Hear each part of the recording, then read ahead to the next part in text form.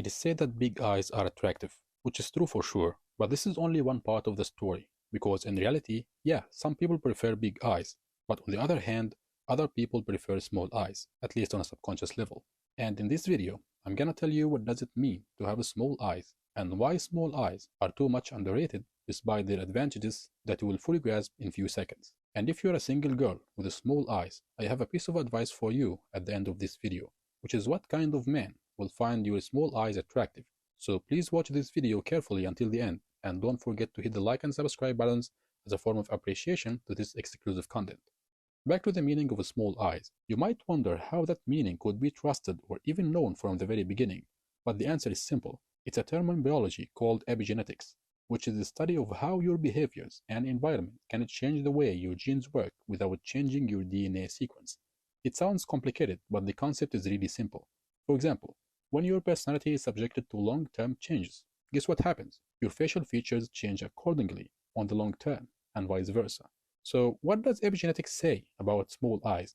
If you search the internet for an official scientific evidence, you will not find any solid proof.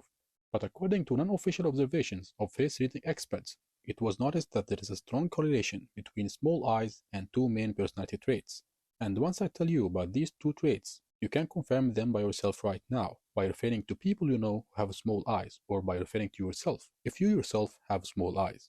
In face reading, eyes are highly correlated to how the person interacts in the form of judging the external world and expressing their internal world. In particular, judging is related to the upper eyelid region, while expressing is related to the lower eyelid region.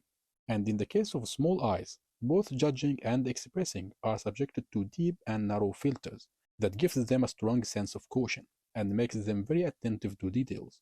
These are the two main personality traits that are associated with the small eyes. Let me explain each one by examples to make it clear for you. If you have quite small eyes, then you would be very cautious as a person. You would be cautious with your expression, which means that what's inside you is most likely to remain inside you. And if you happen to say something, then you would mean what you say. You would be cautious with your actions as well. You wouldn't be absent-minded while doing stuff. For you, everything would be done on purpose. You would be very cautious if you have quite small eyes. That's it for the first trait. For the second one, as I just said, you would be very attentive to details, which means that you would pick up any small details that other people would easily miss. For example, if your personality leans toward sensing, then you would pick up small changes taking place in your surroundings, and you would observe fine movements in people's body language. And if your personality leans towards intuition, then you would catch any ambiguous gaps or contradictions in people's arguments, and you wouldn't miss any small idea in a project that you're working on. In short, you would be very attentive to details. Again, if you have quite small eyes. Please let me know down in the comments if you have these two traits. I would be more than glad to hear from you. In the beginning of this video, I mentioned that many people are naturally inclined towards big eyes. The reason behind that tendency is that big eyes are associated with being direct, expressive, and unguarded. Safe traits that you can clearly see in babies. Such traits are opposite to those associated with the small eyes that I just mentioned, being cautious and attentive. So people with small eyes are usually perceived as more serious. Even if the person doesn't know about epigenetics or face reading, it's hardwired inside our subconscious. This is why cute girls are portrayed with big eyes, in Japanese anime for example. But what if you happen to be a girl with small eyes? Does this mean that your eyes are not attractive? Of course not. For example, Taylor Swift is a very famous, beautiful, and charming American celebrity who has small eyes. Melania Trump, the wife of the former American president, Donald Trump, she is quite attractive, at least in the eyes of her husband. There are endless examples that confirm the fact that beauty standards don't apply to everyone. Okay, now the question is, what kind of men would find girls with small eyes as attractive? The answer to this question is a direct application to our previous findings.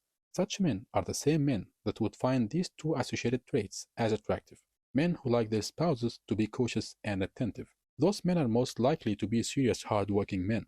So they are attracted to women that have a sense of practicality, which makes them end up with girls with small eyes.